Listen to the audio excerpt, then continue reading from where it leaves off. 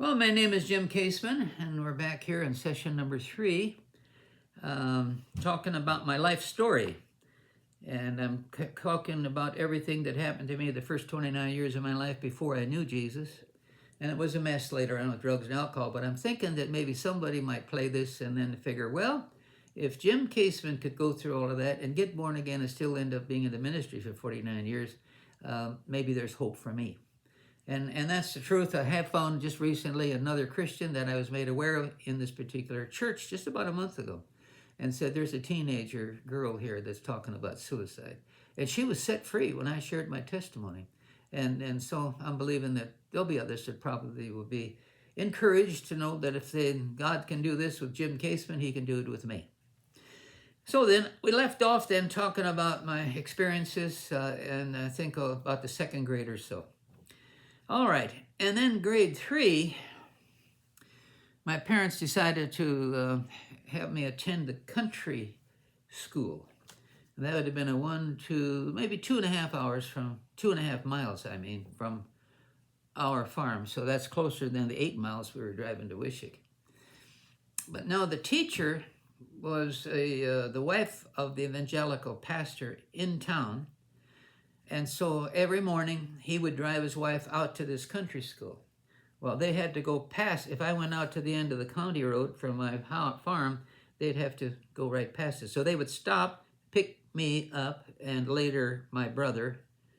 And my brother right about now. I think he was only 1 grade behind me.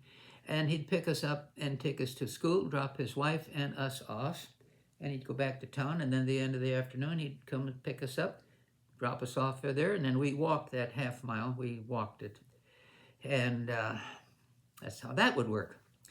Now, our country school was out in the country, so we had a huge playground. You just have to go a few hundred yards and you'd kind of disappear over the hill. And below the hill, there's a spring and running water and bigger hills and all of that. And we'd all go down there, and we had a whole hour lunch break. No, we had a hot lunch program. In the school, in the classroom, there's only one room now. And the potential is to have all 8 grades in the room at the same time. Now, I remember, I think, at least 6 grades at one time. So how the teacher would do it, she'd work with us on our assignments and all of that, and then give us an assignment, and she'd move on to the next grade, whatever it might be, maybe grade 2 or maybe grade 3. And she'd work her way around the classroom from grade to grade, talking with him, instructing him, giving him instructions, and she'd end up back with me to see how I did with my assignment. And see, that's how one teacher for all 8 grades. I think the most students we had, I can remember, is 17. And so then, the hot lunch program. Well, they had that coal furnace in the room right there in the classroom. And so that was pretty hot. And we'd come to school with our lunch bucket, and then we would have a jar with soup in it, and we'd put that on top of the stove. We had brought a coffee can, empty coffee can, and with water in it, and put it in there. And then all morning it had a chance to warm up. And at noon we'd have hot soup and our sandwiches or what have you. So that was a hot lunch program. The other interesting thing about it was you'd leave the classroom to go out. And in order to get outside, you had to go through this little room, girls on the right, boys on the left. And then there was another, and in this little room, there was a indoor toilet. Really what it was, they dug a hole like you would, in those years we had toilets outdoors. So dig a hole pretty deep, put a toilet on top of it, and when the hole's full, move the toilet off of it, covered up with some dirt, and then dig another hole. Well, in this one, they dug a pretty deep hole, and it was indoor though, indoor toilet. I don't know if I ever saw that hole get full. I don't know what they'd have done. You can't move the school building. Anyway, it was pretty primitive. And then when the weather was pretty decent, we had the outdoor toilets. We used those mostly. And at home we had outdoor toilets, but the problem was we didn't have any indoor toilet like the school did. If it's 40 below, you had to go outside in the outdoor toilet. And I don't think anybody ever was constipated because you got out there and you did it and you got out of there as fast as you could.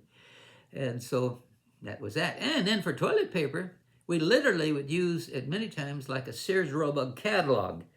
And that'd be pretty thick in those years. And pretty rough paper, but we used that for toilet paper and other catalogs and stuff. And then because toilet paper it would cost us money. We'd have real toilet paper if we couldn't find other kinds of paper. And so that's how that was.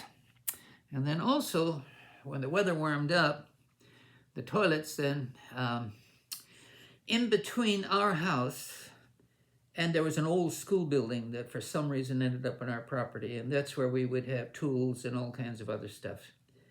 And in between that school building and our house, the house used to be over there, but then they moved it for whatever reason.